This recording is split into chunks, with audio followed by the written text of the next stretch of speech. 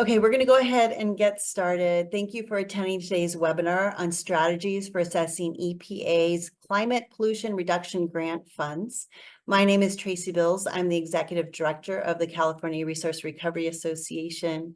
Today's webinar is brought to you by CRA, Californians Against Waste, California Product Stewardship Council, and Zero Waste USA. So what I'd like to do is introduce to you today's moderator, Leslie Lukash. She's the Executive Director of Zero Waste Sonoma, on the CAW, or she's a CAW board member, NRC President, and former CRA board member and advisor. So crazily, we're actually in the same room. So I'm going to stand up and let her take it over. Leslie. Great. Thank you, Tracy. So thank you to CRA, CAW, and CPSC for hosting this webinar today. This webinar was organized in support of the Resuscitate the Planet, a CPR campaign launched in collaboration with the Institute of Local Self-Reliance, Zero Waste USA, and the National Recycling Coalition. The campaign was created to spotlight waste reduction and material conservation as a valuable component of climate action plans to reduce and even sequester carbon and greenhouse gases. EPA's pollution reduction grants include sustainable materials management programs as a focus of their grant.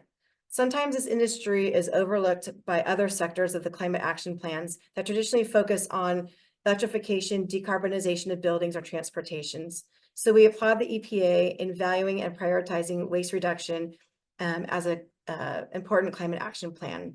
I did also want to mention that on the ILSR website, there are a lot of resources available to that you should take a look at. Just some housekeeping stuff before we get started is we will take questions at the end for all of our presenters. And so please put your questions in the chat and we will be monitoring the chat and then getting to those questions at the end. So that is our way of doing that. So with that, I'm excited to share with you today's dynamic and impressive speakers who will share with you their knowledge of EPA's CPR grants, as well as inclusion of waste reduction programs in climate action plans. Next slide, please. So today's first speaker is going to be Rich Damberg. And are you able to go to the next slide? There we go. And he is the Senior Policy Advisor at US EPA's Office of Air Quality Planning and Standards, and he's part of the leadership team for the EPA's CPRG program. He provided the following video for our national webinar that we launched last week in collaborations with ILSR and Zero Waste USA and NRC. And so this presentation is going to be focused on the EPA's CPR grant. So take it away with the video.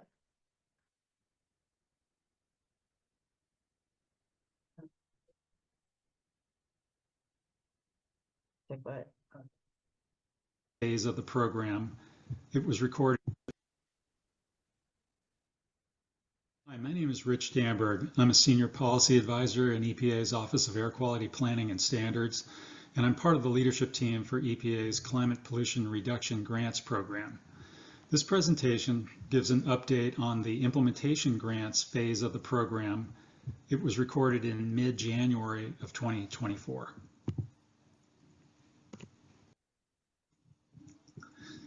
Well, let me first say that we're really excited about the opportunities provided by CPRG to support measures to significantly reduce greenhouse gas emissions.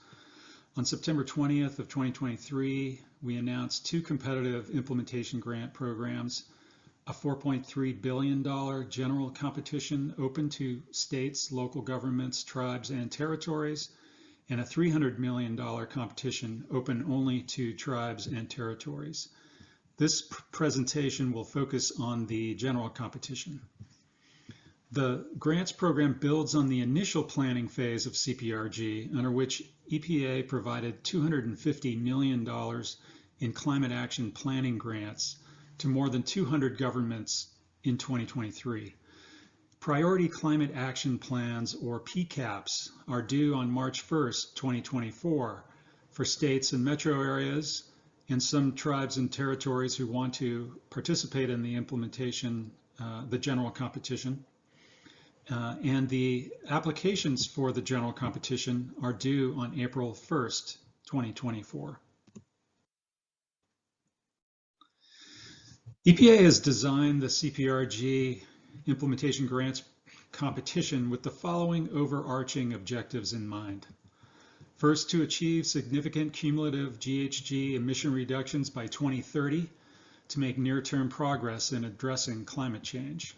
Second, to provide substantial benefits to communities, including to low-income and disadvantaged communities, benefits such as improved air quality, lower utility bills, increased resilience to climate change impacts, and employment opportunities.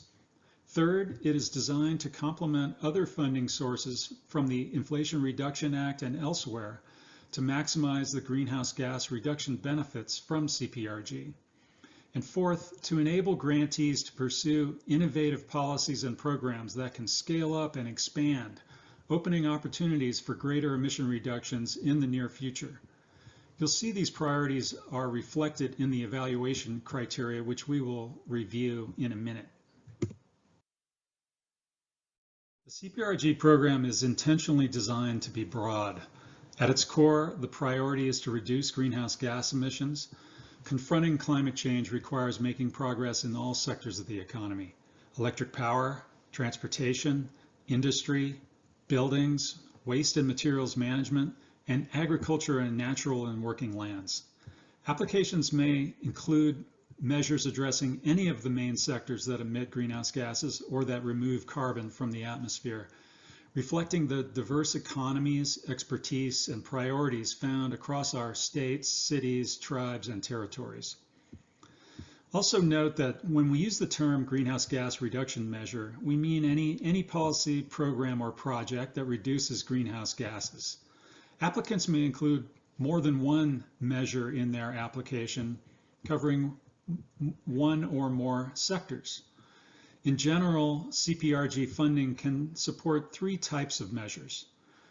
One, a new standalone measure implemented solely through CPRG funding. An example of this might be a state agency creating a new industrial decarbonization program that did not previously exist and funding it solely with CPRG funding.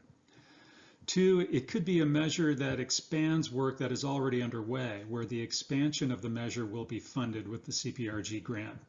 An example of this might be a tribe expanding its existing program to install solar and storage on tribally owned buildings to electrify more buildings. Or three, it could be a new measure, but one for which the applicant has already secured partial funding and needs additional funding to fully implement the measure. An example of this may be a city starting a new food waste program. The city may have secured some funding from the city and state, but needs additional funds to be able to fully launch the project.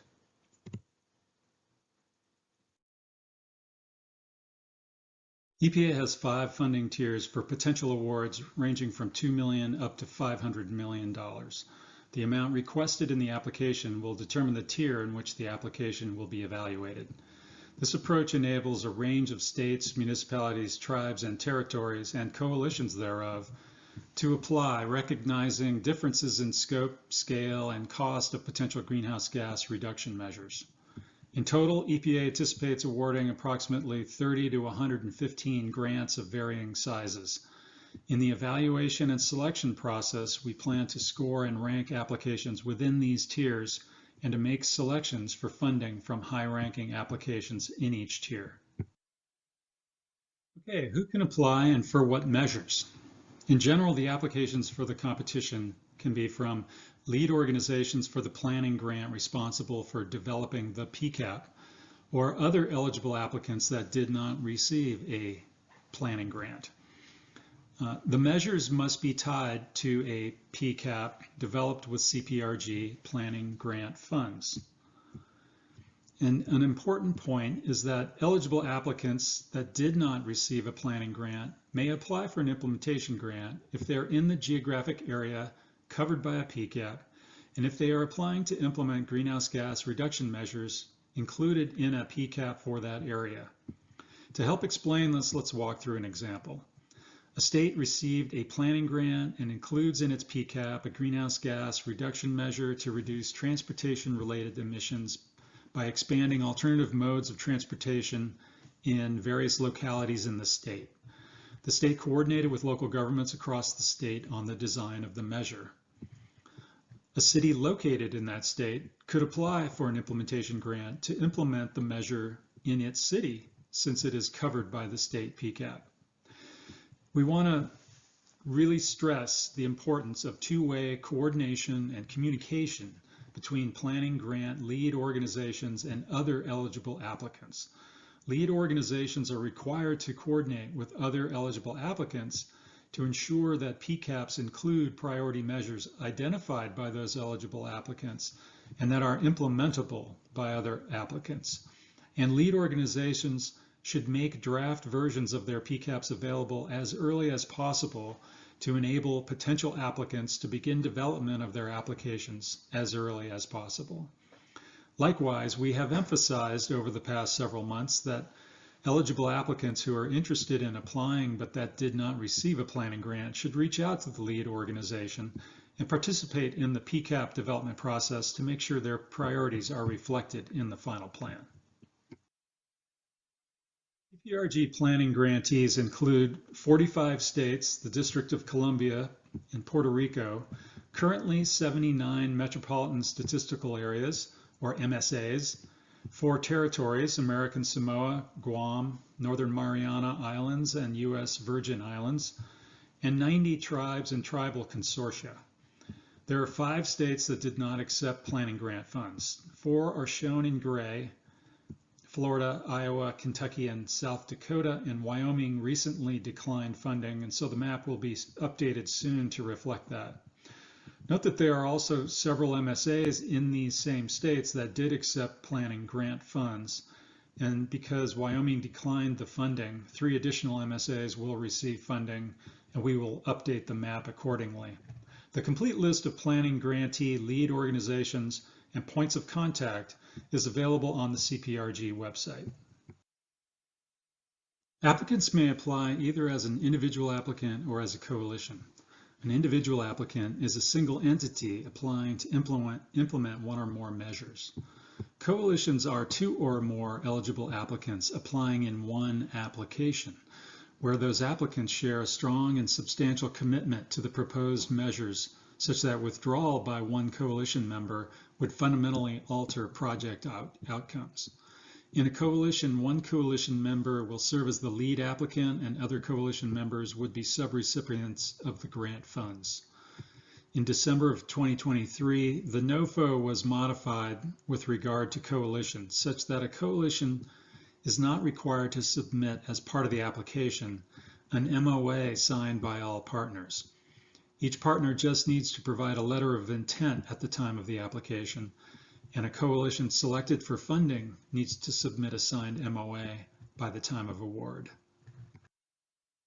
Now for a few details about eligible applicants. In general, eligible applicants include the lead organization for a planning grant, and they include other agencies, air pollution control agencies, departments, or executive branch level offices that seek funding to implement measures in an applicable priority climate action plan. In the 5 states that declined funding, the state level agencies from these states are not eligible to apply for implementation grants. Regarding tribes, eligible tribal applicants can apply to the general competition to implement measures in a tribal PCAP that is submitted by March 1, and also could apply to implement measures in a state or MSA PCAP if that also includes measures for implementation by tribes. Regarding territories, each of the 4 territories also can apply to the general competition, again, if it submits its PCAP by March 1, 2024. And in addition to lead organizations, municipalities in territories may also apply to implement measures included in the territorial PCAP. Now, regarding municipalities, eligible applicants are lead organizations for MSA planning grants, Sometimes those are cities or regional planning organizations. Other municipalities and other municipal agencies or departments located within those funded MSAs, but that were not the lead organization. And other municipalities in a state that received a planning grant also could apply for implementation grants. They are eligible if they are in one of the states or territories that opted into the planning grant phase of the program. In the original NOFO, we noted that the Clean Air Act defines municipality as a city, town, borough, county, parish, district, or other public body created by or pursuant to state law. We clarified the other public bodies phrase in a December 2023 update of our NOFO.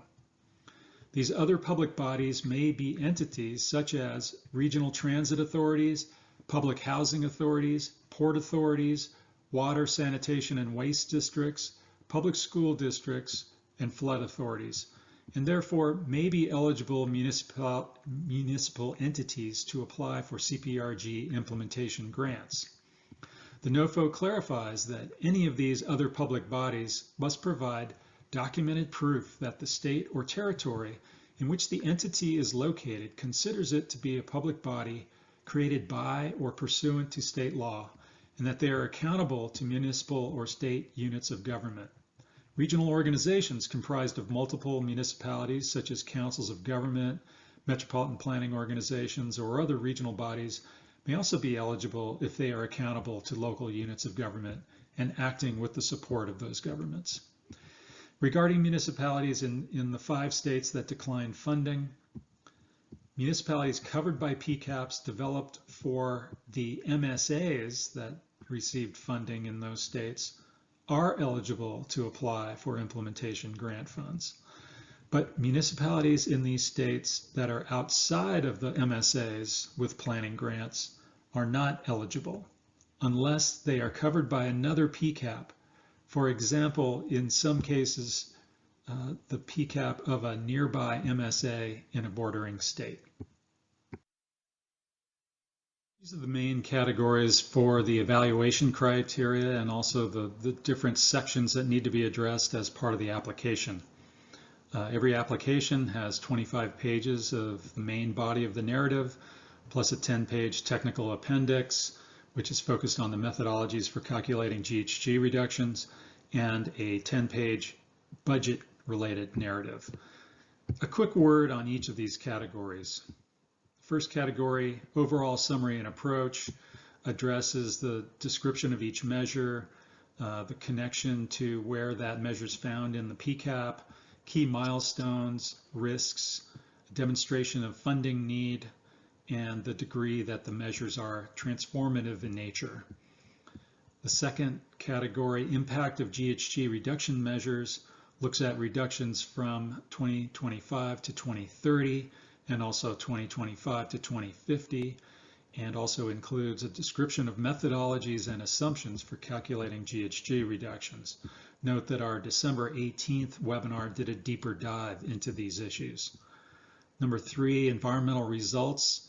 That includes things like outputs such as buildings retrofitted and outcomes such as greenhouse gas or air pollution reductions, performance measures for tracking progress, and authority for implementation. Number 4, low income and disadvantaged communities. Applications will need to address the benefits that will be realized by communities from the proposed measures and how the applicant conducted meaningful engagement with communities. 5, job quality.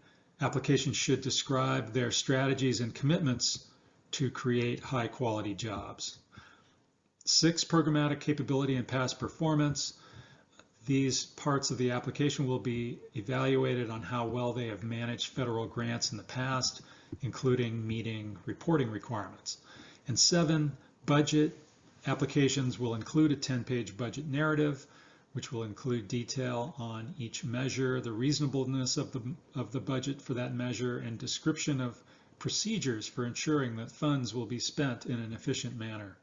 Note that our December 12th webinar included a segment focused on best practices for developing a good budget.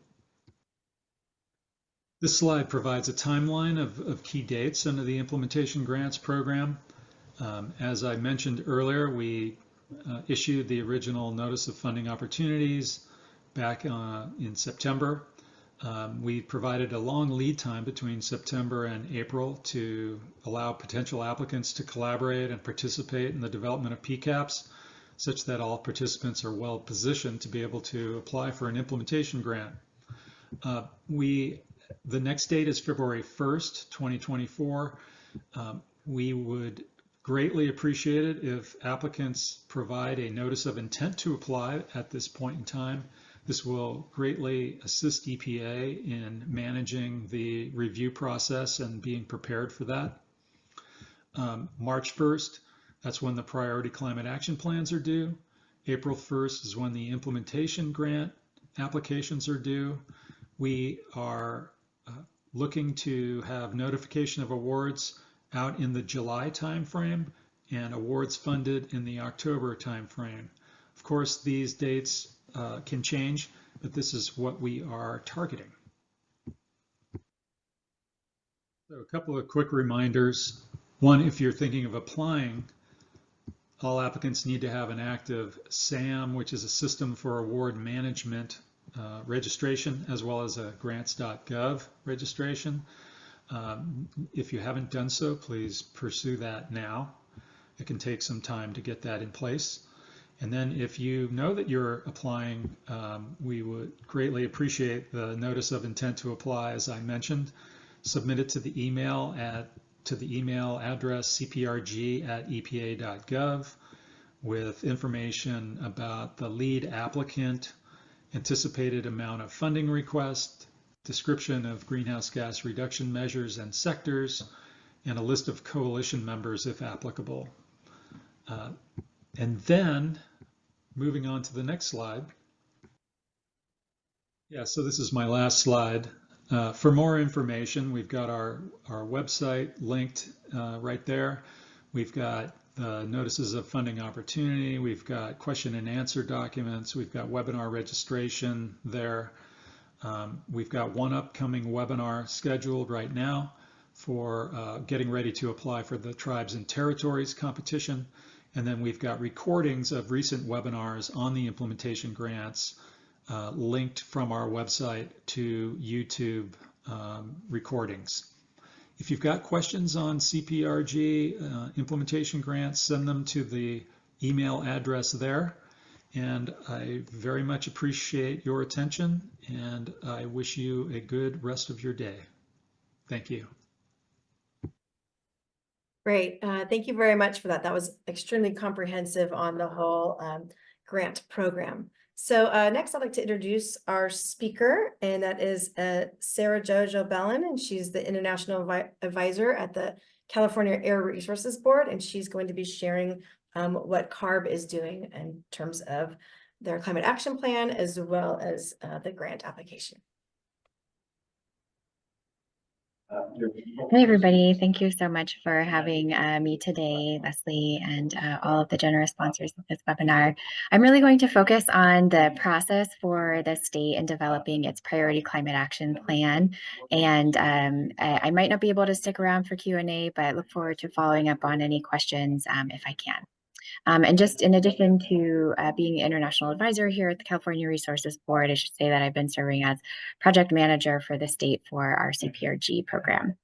Okay, next slide, please. So some of this stuff I'll go over pretty quickly. We just heard a long video about EPA's process for CPRG.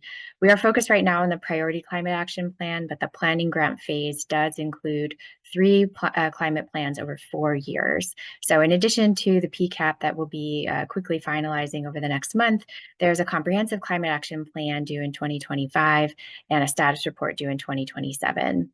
Because the PCAP was such a fast process to coordinate and to write, a lot of the actions that we couldn't quite put in our PCAP, we are saving for our CCAP, our Comprehensive Climate Action Plan. Next slide. This is a slide that kind of aims to say what our process has been since we got our award for the planning grant in September, and since the notice of funding opportunity was also released in September. It's a lot of information in one place, but in a nutshell, this is a very accelerated time frame for developing a priority climate action plan.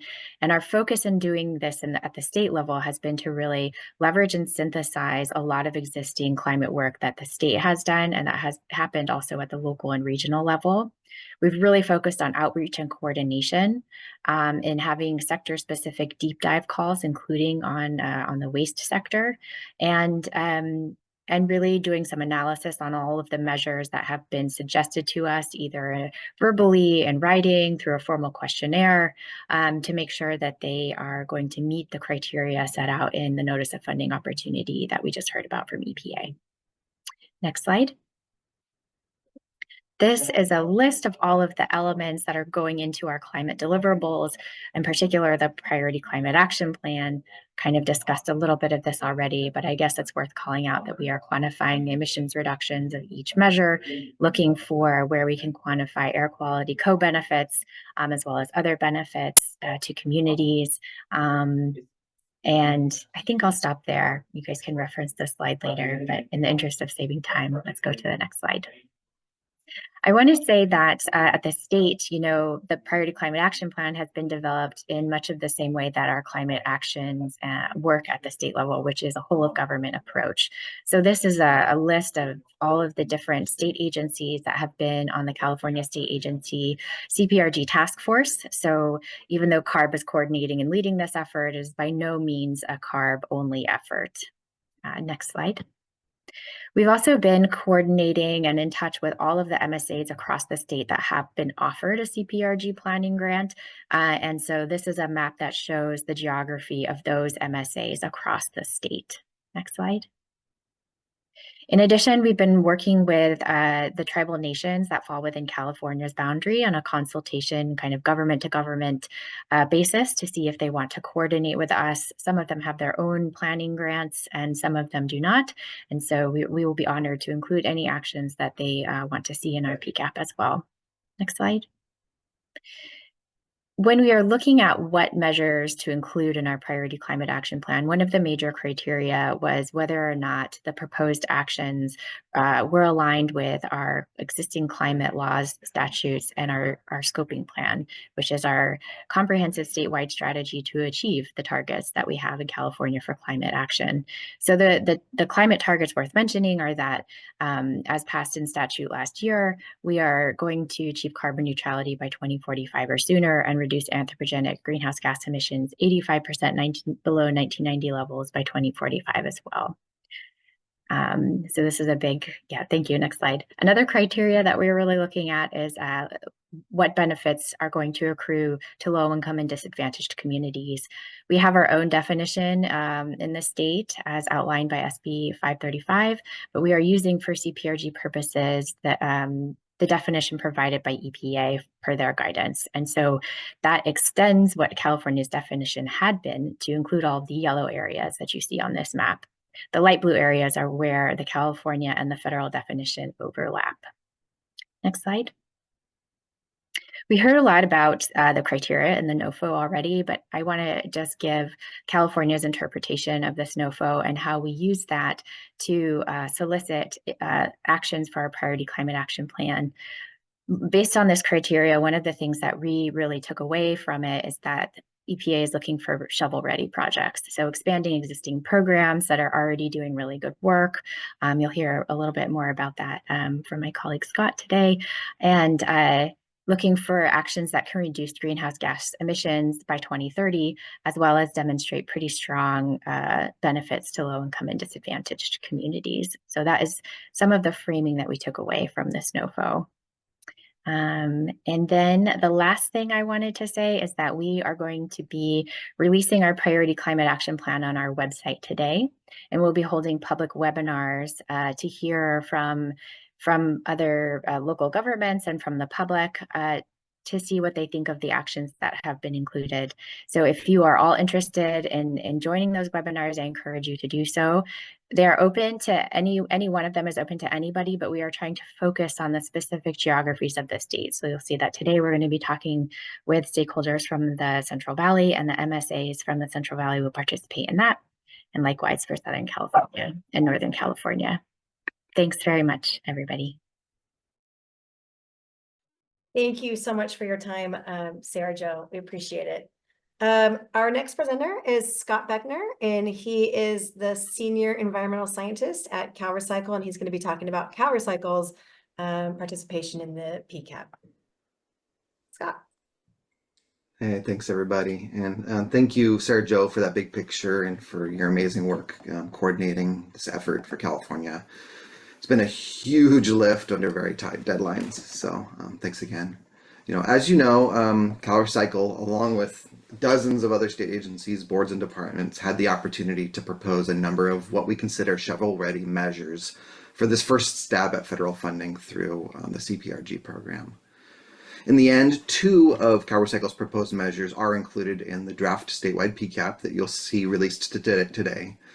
These include organic waste recycling infrastructure and food waste prevention and recovery. There are dozens and dozens of other measures in the plan spanning all sectors of the state, but today I'm focusing just on CalRecycle's contributions.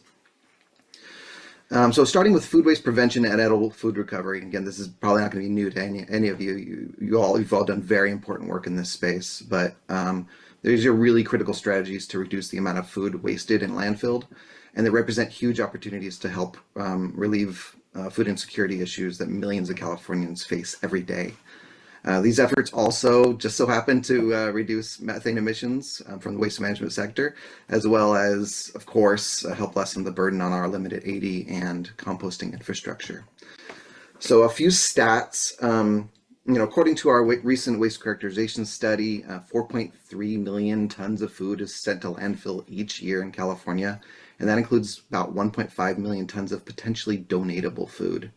CalRecycle has provided about $28 million through several grant programs, resulting in about 290,000 pounds of edible food being recovered, which is equivalent to about 242,000 meals. You can imagine the good that that's done. We're very, very proud of that. And these grants funded a wide variety of items to increase edible food recovery, including refrigerated vehicles, forklifts, cold storage, collection and distribution supplies like hand trucks and crates, sorting and repackaging lines, and kitchen equipment for cooking meals using the recovered food. The grants also funded staff time for over 275 jobs relating to edible food recovery projects. So there's a lot that can be done here.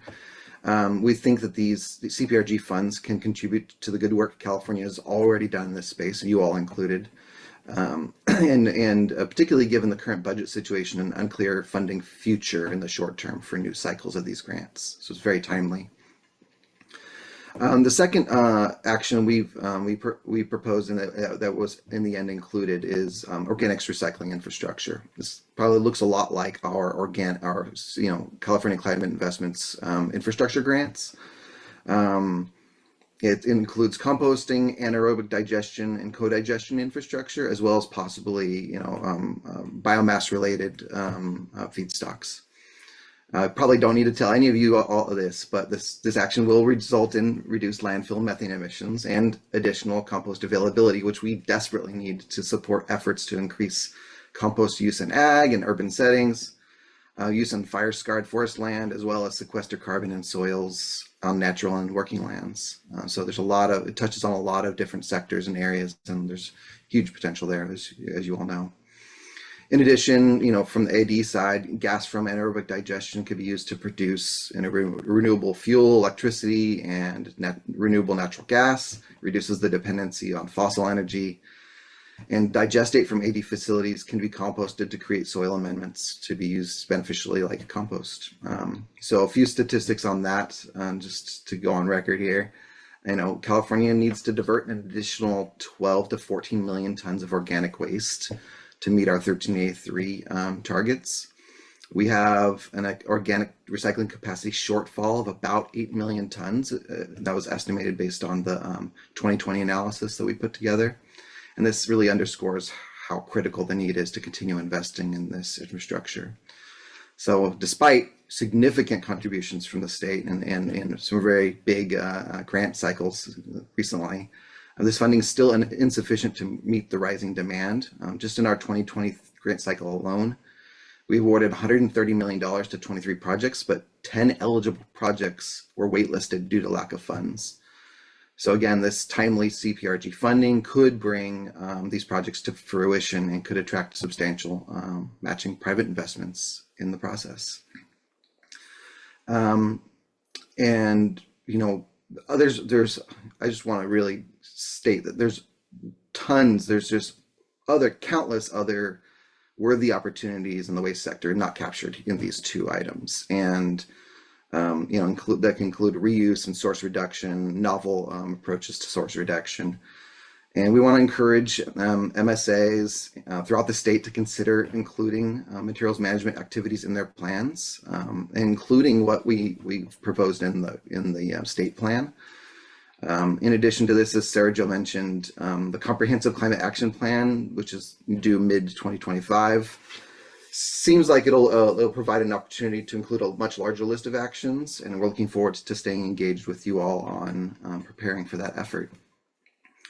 So I know, as a conclusion, I know Sarah Jo is continuing to do a lot of coordination between the state, MSAs, and locals, and I really want to enforce that local jurisdictions should consider including similar climate actions in their own PCAPs so they're eligible to apply for them. And for those parts of the state not represented by an MSA, we really encourage you to participate in the CARB webinars today and tomorrow and apply for funding under the statewide PCAP. It sounds like, based on the EPA recorded presentation, that there's some actions that need to happen very quickly if you intend to apply, including notifying EPA that you intend to notify or to apply. So track that. And thanks to Leslie for inviting me to this webinar. And that's it for me. Great. Thank you so much, Scott. I appreciate your time being here. With that, we'll move on to our next speaker, who is Kinley Deller, and he is the Construction Demolition Program Manager at King County. And we invited King County because their climate action plan really encompasses sustainable materials management as a key focus. So I think us in California have a lot to learn for what they're doing in King County. So take it away, Kinley. Hi, thanks, Leslie. Yeah, so I'm gonna spend a little bit of time walking you through our strategic climate action plan, specifically the materials management section of it. And then there's one specific program that does a good job kind of pulling together a lot of the circular economy type work that we've been focusing on. So go ahead and go to the next slide. So this is the cover page to our strategic climate action plan. It was originally written in 2020. We just completed an assessment of it. And there's a website there, a link that should be going up that'll take you to the strategic climate action plan. And if you scroll down, you'll get to our assessment of the plan and how it's coming along so far. There's a lot of great information in here. I encourage all of you to go to the website, check it out, read through the different sections, look at the details of how we laid out our different goals, because I'm just going to be touching very briefly on a small portion of it today. Next slide. So the focus area that I'm going to be talking about is called consumption and materials management in our plan. There are two types of goals within each of the focus areas.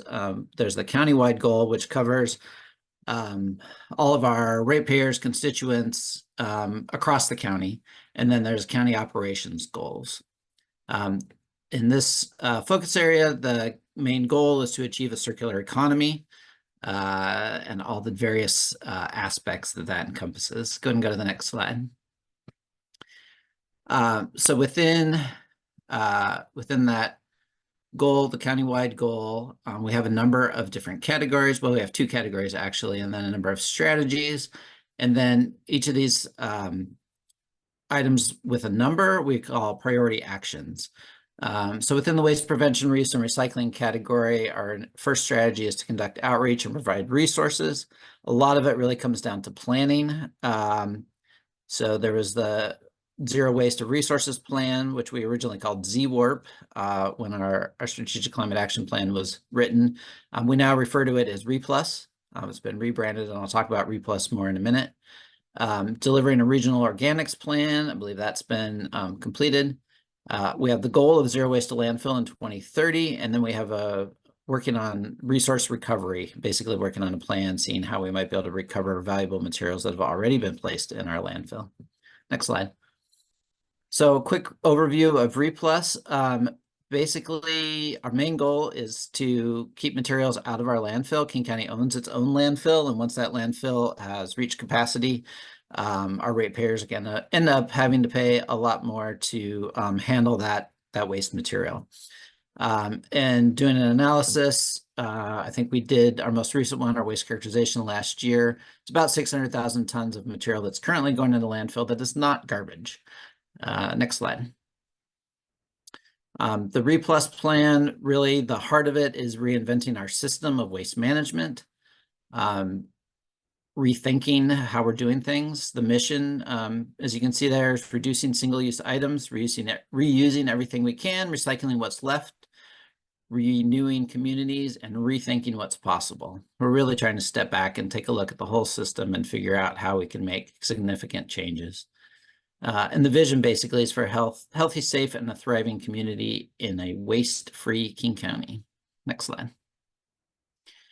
The REPLUS overview, the materials that we're looking at initially for REPLUS are paper, plastic, food waste, yard waste, and clean wood. And the main value points that we're looking at are state and local government, community businesses, not-for-profits, and the King County Solid Waste Division system. So that's that piece that I was talking about with our own landfill. And we have a wide variety of actions that we're working on and pursuing, new laws and policies, both at the county level as well as at the state level. Grant funding, both opportunities and for bringing in money, and grant opportunities for giving out money in support of our efforts. Community partnerships, city collaborations, looking at new technology, and looking at how collection can be changed. Next slide. So continuing on with the waste prevention, reuse, and recycling category, one of the strategies is the transition to a circular economy. So this is more the actually making it happen as opposed to planning it.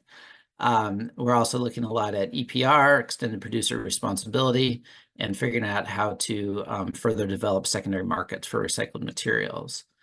Our main priority actions here are developing a circular economy framework and supporting the transition to a reusable wood market. Next slide. So the next strategy is basically to provide grants. And the purpose of those is to increase recycling rates for materials collected in King County and to partner with cities. We have, I think it's been 4 or 5 months now, we released a grant program with our cities. I'm really encouraging them to figure out what's going to work best for their cities. Next slide. So in the category of recycling and transfer stations, we have the strategy of expanding items that are accepted and providing resources to transfer station employees. We really found that the people on the ground at the transfer stations make a huge difference in what happens to most materials when they come into our facilities, if they get directed towards recycling, if they get directed towards waste.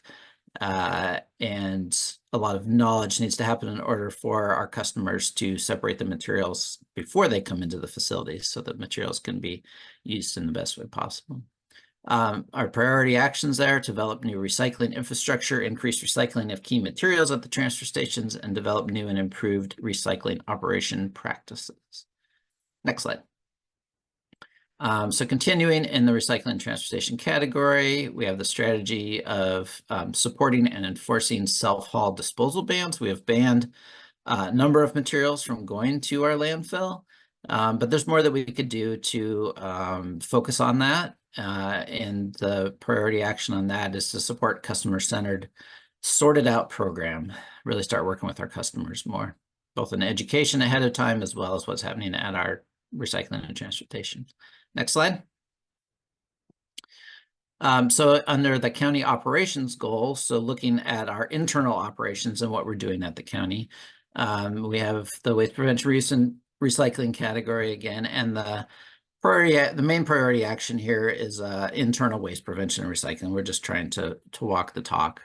Next slide. When it comes to purchasing by the county, we realize that we can have a significant influence. We've been working on this for a long time, but we want to continue to buy and promote sustainable products. Our first priority actions on that have been to manage print services and to build markets for compost and other recycled content materials. Next slide. Also continue with sustainable purchasing. We're looking a lot at building materials and our capital projects and even our smaller tenant improvement projects. We really are working to specify low embodied carbon building materials. And then lastly, we've been moving our fleets to electric vehicle, using electric vehicles, and we have a lot of batteries. And we've identified the need to really try to approach electric vehicle batteries from a full life cycle perspective, and we're putting a lot of emphasis on that, trying to move that forward. So we're responsible stewards of the technology. You can go ahead and go to the next slide. So this is one of the projects that I'm working on. Looks like the font got bumped somehow, but I've been trying to figure out what to do with 350,000 tons of clean wood that is going through the system. There's about 100,000 tons of it that is going through our transfer stations and through C&D facilities directly from King County job sites. But in Seattle and King County combined, there's about 350,000 tons per year. And we did an analysis of the types, lengths, condition of clean wood that's going through various parts of the system. And we really want to get to, as we say, build the wood back into new buildings. Go ahead and go to the next slide. So the intent is to get that material into mass timber production. Next slide. First step is to encourage deconstruction, getting buildings systematically disassembled. Next slide. So the Sustainable Wood Business Park is kind of the bigger vision for this. At the heart of it is the salvage lumber warehouse, where materials would be taken, processed, and then the Sustainable Wood Business Park would have companion businesses where the material would go to be finger jointed, made into lamb stock or finger jointed boards. The lamb stock can then go into cross-laminated timber or Dow laminated timber or other engineered wood products. And go to the next slide. This is a bit detailed, but this is kind of an overview of the Sustainable Wood Business Park. You see at the heart of it, the salvage lumber warehouse. The green is the path for startup. Initially, well, all along the main source of material is going to be inbound wood from new construction projects, from deconstruction, from demolition. And then the materials initially will be going out to through retail, probably through a contractor supply company, and then smaller pieces would initially be chipped and going to wood boilers or hog fuel, which is the current market for this material. We're trying to get away from that. But initially that's probably where it would go. And then the yellow boxes there are kind of the ideal goals. So wood fiber insulation, panelized house construction, and then on the right, you can see the DLT, CLT manufacturer. So that's kind of the big picture. And I should note that City of Seattle did receive a $4 million EPA Swiffer grant to do the salvage lumber warehouse. So they're moving forward with that, and they should be coming out with their RFP to bring in an operator, set that up in the next couple of months. And we're continuing to work with City of Seattle on the larger concept. I think that's my last slide. Yep. Great. Thank you so much. So many great things you guys are doing up in King County. So I appreciate your time, Kinley. Thanks. Yeah, thank you. All right. And our final speaker of the day is Catherine Bovelt, and she's with Industrious Labs, and she's the Circular Economy Campaign Director, and she's going to share with us about climate action plans, specifically to sustainable materials management. Thanks, Leslie. Hope I'm coming through. It looks like you have like the Dutch spelling of my name. There's a T at the end, but in any event, I'm your last speaker before questions, and there have been so many good ones in the chat. So I will really focus in on how to ensure that your MSA's Priority Climate Action Plan includes waste emissions and waste mitigation strategies. And I'll provide a few case studies, but just want to do a big thank you to the webinar organizers today, sponsors, all of the participants here. I am assuming you are here. It's headed up on lunchtime, right? To try to figure out how can I get waste prevention or waste mitigation strategies in the mix. So, you know, you have clearly a lot of resources and folks that want to help. And then finally, a big shout out to RMI. As you can see from this presentation, Industrious Labs works very closely with RMI on this topic, and we're actually working across the country to mitigate waste emissions. Next slide. So I would call this my hype portion of the presentation, and it's quick, but look, I'm preaching to the choir, but the stakes are high, y'all, and that's because the largest single component of food, or rather of waste, sorry, that ends up in a landfill is food. 24% on average, right, by the EPA numbers. And we also know that once that is in the landfill, it is going to create methane for decades. I will never forget a CARB presentation that showed a landfill in California that has been closed since the 90s, and they estimate it will continue to produce methane until 2040. That is a long time. There's so much better uses and mitigation of harm we can do instead of that. Next slide. And here's some national figures, right, in terms of what that 20-year global warming potential of the estimated methane emissions that come from our landfills today across the country. Obviously in California, you've got about 300 landfills closed and open. These are really big numbers, but nationally, these are national numbers. Industrious Labs actually created an interactive 50-state dashboard. It's called don'twasteourfuture.org. And so for California or for any other state, we display the reported landfill methane emissions down to the community level, and also compare it to other large industrial point sources. So that's a resource. That is, of course, only estimates. I will just note estimates aren't perfect, and they aren't taking into account super emitter activity. And that super emitter activity, oh my gosh, in California alone, Carbon Mapper, which is flying, it's NASA technology that's detecting methane, they found over 100 methane plumes over California landfills just this past year, 2023. So the problem is even worse than we think. Next slide. And look, I'll just state the obvious that, you know, we can talk about methane emissions. CPRG is really focused on community benefits as well. And, you know, you see these ripped from the headlines. We all have seen, frankly, the national headlines now, the fires burning in a few California landfills. We have to remember that CPRG requires an assessment on impacts on low-income and disadvantaged communities, and that's really where waste can shine, because we know we have disproportionate impacts. Next slide. And those disproportionate impacts are on communities that are facing, obviously, systemic racism and other structural inequities. So this is a national statistic you see here. We crunch the numbers. In California, people of color are twice as likely as white-bodied people in living 1 mile within a landfill. That's 2021 data. Next slide. And then again, this is the hype portion, right? But just reminding us, we all know landfills leak. They leak so much. They are dynamic systems. And I appreciate everyone bringing forward so much experience to managing our waste responsibly. But methane and air pollutants in particular, kind of like the dinosaurs in Jurassic Park. Nature finds a way. It wants to find a way out of that landfill, and it will. And that creates huge problems for communities, for our climate. And that's why, frankly, we need both, you know, better monitoring to deal with and find these leaks and better control odors and toxic emissions. But we also need to never put that waste in the landfill in the first place. Next slide.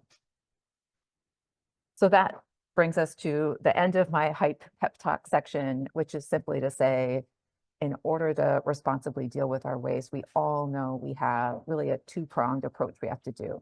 We're stuck with the waste in place, that we have, right? And that is impacting communities every day.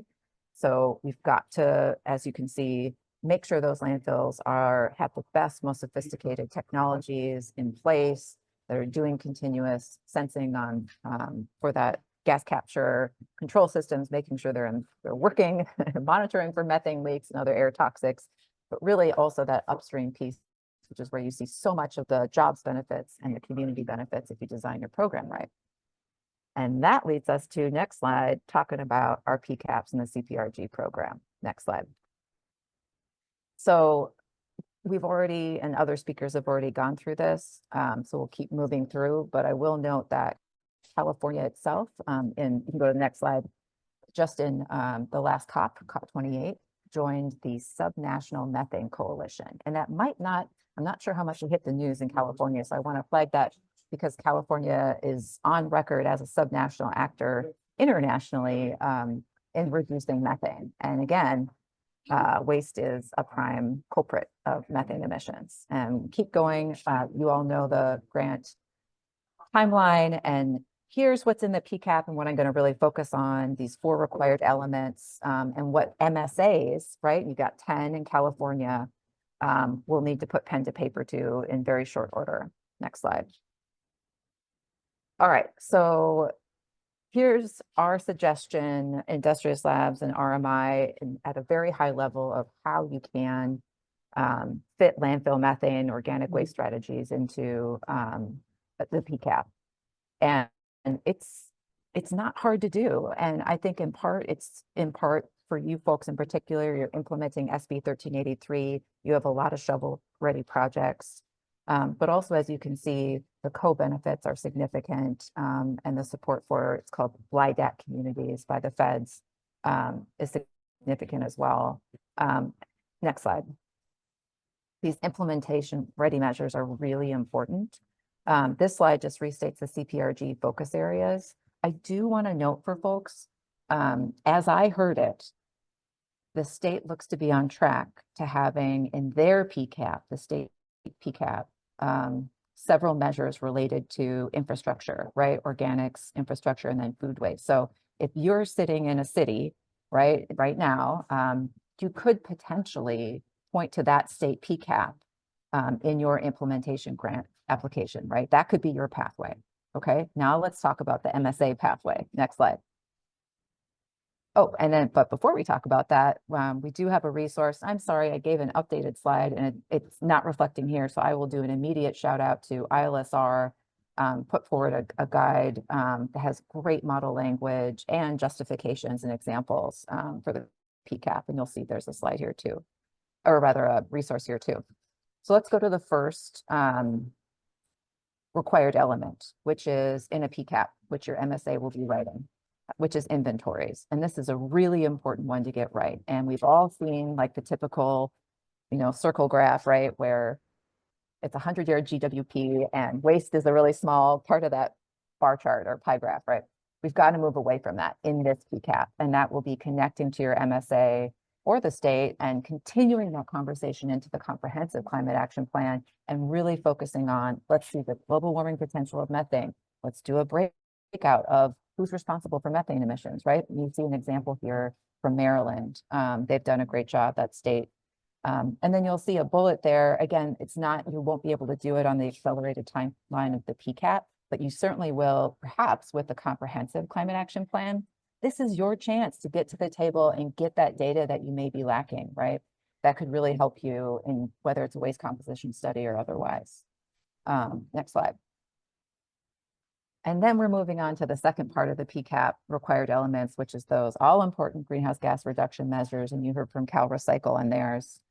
And you'll see a couple examples here. I will also note, and I'll put it as a link, but the Washington, D.C. area MSA has released a draft PCAP, very draft, subject to change. That's another resource. Albuquerque is working on their PCAP. So there's some examples emerging on PCAPs as we speak. Next slide. And then I really wanted to win the prize on having the most language or words in a slide, apparently. So I win that out of all the presenters. But also, this is a complete snapshot from a New York Climate Action Plan. This isn't pages and pages of words that you need in the PCAP around waste, but you do need bullets and you do need actual, measures related to waste emissions. And I'd even expand further on that, and that this is your chance to really develop programs and approaches where you're keeping the benefits local, right? You have a chance to develop programs and efforts with partnerships with schools, with farmers. You can expand local and decentralized organics collection and contract with local composting operators. So really calling out that opportunity, since a lot of folks on this call are local, that you can really double down on that approach, both in your MSA's plan and otherwise. Next slide. Here's an example from the Memphis area climate action plan, which is much shorter, right? So you get sort of different flavors from New York to Memphis. But like I said, we also have some recent examples from the Washington, D.C. area that are really exciting, that in their draft PCAP, they're saying we're going to expand existing programs or establish new programs that enable using organic waste for compost. And they're really calling that out, right? Providing residential compost bins, right? Connecting to or making sure that that waste is going to a composting site as opposed to an incinerator and being used for a soil additive or for plants. So really excited about that. Almost done. Next slide. And then let's really bring it home on community benefits. So this is another required element of the PCAP for your MSA or for the state. The state of Oregon's draft PCAP for CPRG, they have a section on waste, which is great. I'll put it in the chat. And when they talk about community benefits, they talk about improving food access, reducing food waste, reduces household expenses. There's economic opportunity in underserved communities, right? If you are developing highly localized composting businesses, right, and food production. And ILSRs and Gaia have done great research on how many more jobs you can create, right, when you're not incinerating or landfilling food. So, and then a call out on cost effectiveness. CalRecycle itself, I've read the stat, has said one of the top 10 most effective, most cost-effective California climate investment programs for reducing greenhouse gas emissions is organic waste recycling. So that's another great call out. Next slide. And then finally, I actually, it's kind of ironic, but I will just note on my last slide that we're in a hurry up moment, folks, and it's stressing us all out. But if you aren't going to get your measure or your program in a peak or a CPRG application, you might be able to partner with a NGO for the community change grants that are available through the EPA that are due later this year. You might be able to apply for a EECG for a very long acronym program that the Department of Energy runs, right? Like, so let's keep the momentum going. And this is a chance for waste to really be at the table with the other sectors of the economy. Stand for questions. Great. Thank you very much for that, Catherine. Actually, us as the organizers, this is just the start. There's many opportunities to get involved in climate action plans. And because this program's so rushed, we do know that there's other funding opportunities coming down the pipeline. So we did put together 2 pages of other grants to consider. 1 page is here. And if you look at the next slide, there's some more grants that are also coming down the pipeline. So this is just the start of what we are able to apply for. And I do want to also mention that this webinar is being recorded, and we will send this back out to all the attendees so that you have access to all these links. And with that, I ask for all of our speakers to come up on stage, so to speak, and we will move into the question and answer period. We did receive several questions in the chat. Feel free to continue to add questions in the chat. And those are the questions that we will get to for our speakers. So with that, I will go to the first question. The question is it possible for a city to be involved in a municipal application? For example, submit an individual application as well as participate in a regional application where the lead agency has received the planning grant. Does any of the speakers know the answer to that? This is Gary. The answer is yes. You can do both, but I believe there's a limit of 2 applications that you can be part of. Yep, and you also obviously can't duplicate, right? So it can't be the same. application in different fora. Okay, and we received a similar question. Are nonprofit organizations included in the PCAP or just government entities? And the answer is just government entities are leads, but nonprofits can be sub-awardees. Does anybody want to expand on the involvement of nonprofits in these programs? All Yeah, right. I'd just say that's it. And it is rather particular. It's very, government holds the pen focused on the actual implementation grants, but I think someone noted there's no reason nonprofits can't like connect to MSAs and whatnot around like co-creation of strategies, and it's just who writes the application. It's pretty prescribed in this particular. Certainly, and historically, at least in like food rescue, food cover cycle, we've given out funds to mostly, I think, nonprofits in that area, and so it's our intent certainly to continue that relationship. They just wouldn't be able to be the applicant, as far as my understanding of it. That's right. And there's also language in the program about coalition applications, but I think that's coalition of eligible applicants, but something to look into. Great. Do you know, are consumption-based emission inventories allowed under the PCAP? Because if so, this would significantly change the waste picture. Catherine, yeah, maybe you're on mute. I'm like looking at the body language of other folks. Okay. So so in the NOFO, they have a whole section on this. So I'd really like read it through. You know, the short version is, my opinion, right? Like EPA approved methodologies, they'll probably look at a little bit more with like a ready eye. So that's the short version is, I know the WARM model has serious shortcomings, but that's where folks have been pointing to. Anything else anybody wants to add? All right. Are there benefits of zero waste proposers working with other sectors to submit broader proposals? So meaning applications that have cross sectors to them. Yes.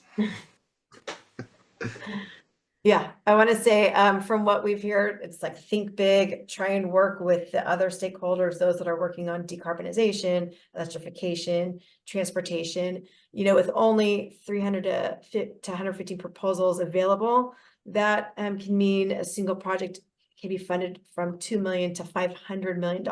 If they were only to give out 30 grants, that's $500 million. So it is better if you collaborate with other stakeholders that are focused on drawing down carbon and greenhouse gases. So definitely the collaboration is best. Anybody else wants to add to that? Yeah, I mean, I think we in the waste sector are very used to that cross-sector collaboration, because waste touches on so many different areas. You know, food rescue touches on food distribution, and the anaerobic digestion touches on energy and fossil fuel reduction, and composting crosses over to ag sector. We have co-digestion and the wastewater sector. So there's countless opportunities there that we definitely want to encourage. Yeah, and I'd say what we're finding is all those other sectors aren't really aware of the benefits that our industry brings to the table. So that's the point of this webinar, is that we can go back and go find who's writing your climate action plans locally, because if it's not for us to speak up, like it's our responsibility to speak up and tie those things that Scott just mentioned to their climate action plans, because they're not going to know it if we're not at the table with them. So that is really the marching orders, is for all of us to stay involved.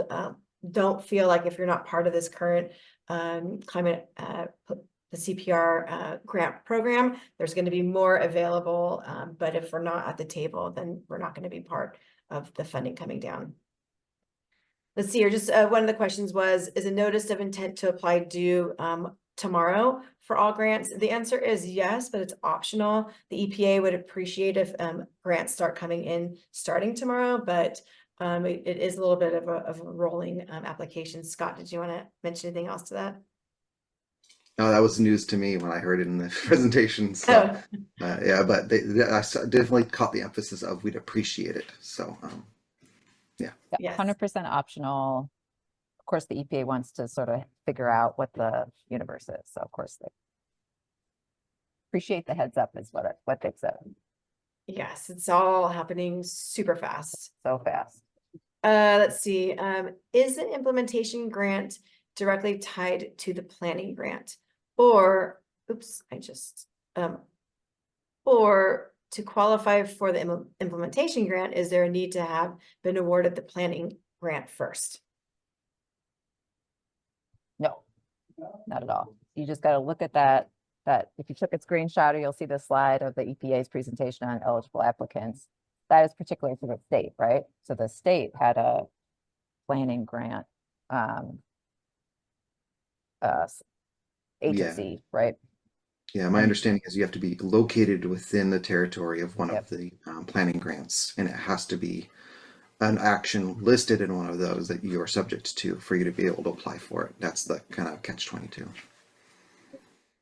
That's why it's so important to include is what to work with your MSAs and participate in these CARB webinars coming up.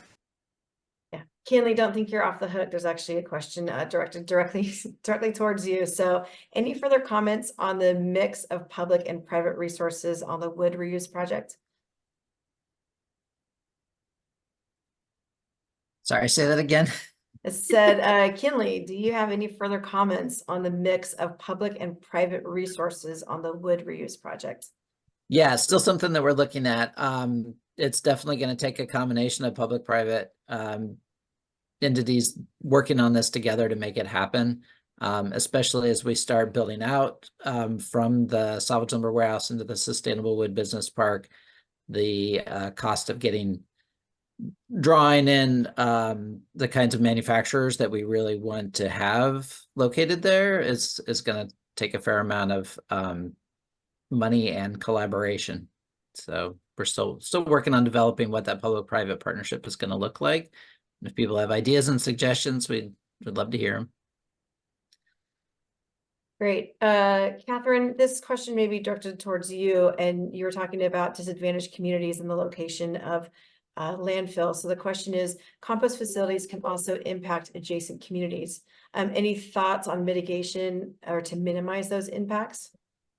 Yeah, and I'm sure if others, attendees, probably have more direct experience with this, but thank you. That is a very fair, any compost, AD, landfill has to be responsibly managed, right? And there will obviously be community impacts. So I didn't mean to minimize that. I think the short version is I think there are good examples of compost, right? That is managed in a way that really minimizes odor and has a minimal impact to communities. Certainly, I'm sure there can be counterexamples, but I think the good news is like with resources from folks like ILSR and whatnot, right? Like we're really, in California too, right?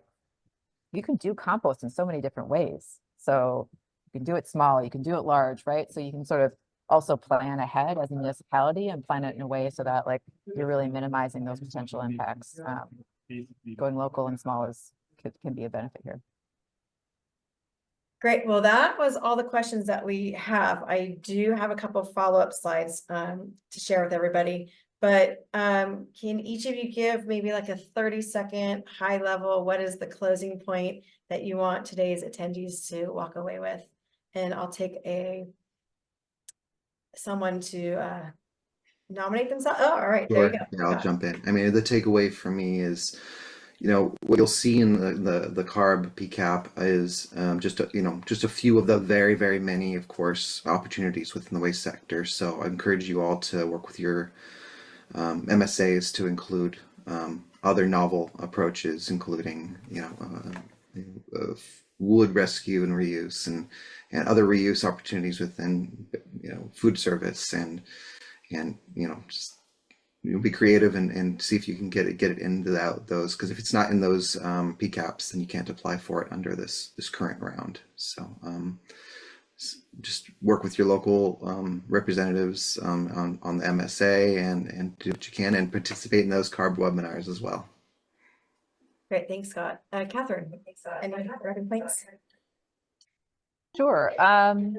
I just say, again, assuming this audience is already in the waste sphere, right? Like you have a lot of folks that helped organize this and others that want to help you really be at the table as an equal partner with energy and transportation and buildings, right? Like waste should have just as much consideration and can really deliver powerful benefits, more than most, right? So I just, try to be the wind beneath your wings, and you're all very busy. No one was given extra time to work on this, but it's worth it. And you have folks like ILSR, like Zero Waste USA, right?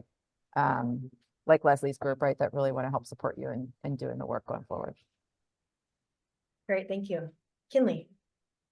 Yeah, I think as probably everybody knows, there's so much work that needs to be done in a short amount of time. And it's great to see everybody coming here together and trying to figure out how to make that happen. And all these resources that are becoming available are awesome to see. And I just encourage everybody to hang on for the ride and,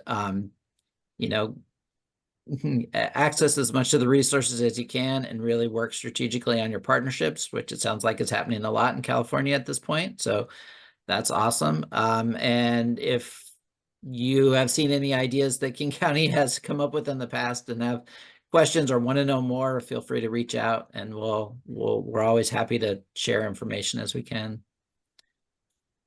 Great, thank you for that. I really appreciate it, and I really appreciate all your time that you did with your slides and your presentations and sharing your knowledge with us today. So thank you.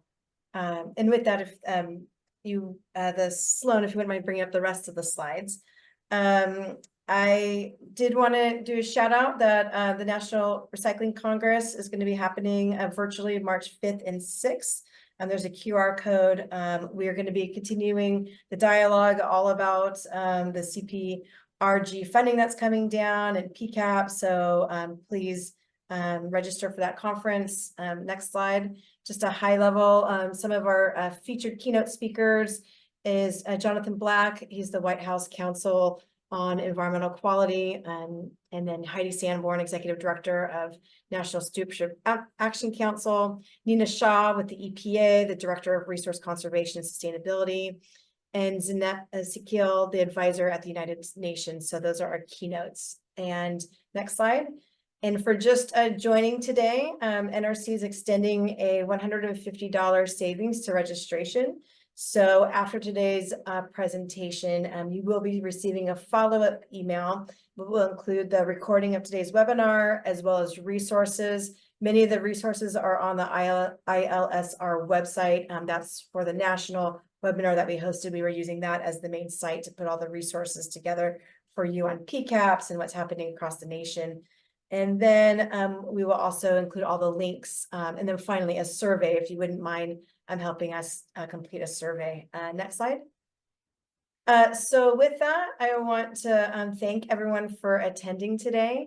Thank you for ILSR, NRC, and Zero Waste USA for putting together the CPR Resuscitate the Climate campaign, which is addressing inclusion of SMM into climate action plans, and also to CPSC, CAW, and CRRA for hosting a California-focused webinar. So thank you to all, also as well as the support team, Chris Barnick and Gary List from Zero Waste USA, Chloe Brown from CAW, Tracy Bills from CRRA, and Sloan Pagal and Kristen Sales from Zero Waste Sonoma. So thank you everyone for putting on a great webinar, and look forward to connecting with everyone soon.